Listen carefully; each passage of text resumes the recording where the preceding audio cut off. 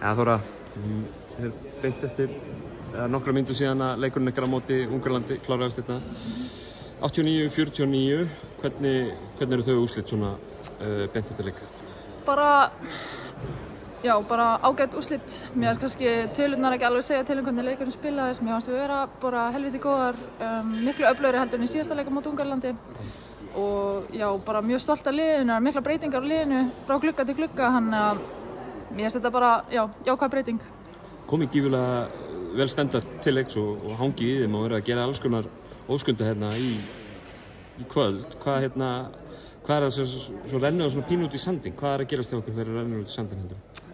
Ég held bara, við vorum að senda þær mjög mikið á vítalínuna og þær voru að nýta vítin sín vel. Svo líka bara þær eru með djúpan bekk og það kom bara hver inn á fætur öðrum og setti þrista og svona ég smetti á okkur. Þannig að það er líka bara svolítið munurinn á liðunum. Þær voru að rótera kannski aðeins meira, ferskari lappir. Það gæti spilað eitthvað inn í sko. Þjálfarinn ekki að tala um það fyrir þessa tvo leiki, þessa erfiðu leiki á móti Ungverjalandi úti og svo Spáni heima. Þannig að maður vildi sjá liðið gera betur heldur en í fyrirleikunum á móti þessu liðum. Fannst það takast með Ungverjalandi í kvöld? Já, mér fannst við bara miklu sterkari með boltann og sækja betur á körfuna, fá bara fín færi þó að við hefðum vissulega mátt nýta það betur. En já, mér finnst bara jákvæð breyting á liðinu frá síðasta leik.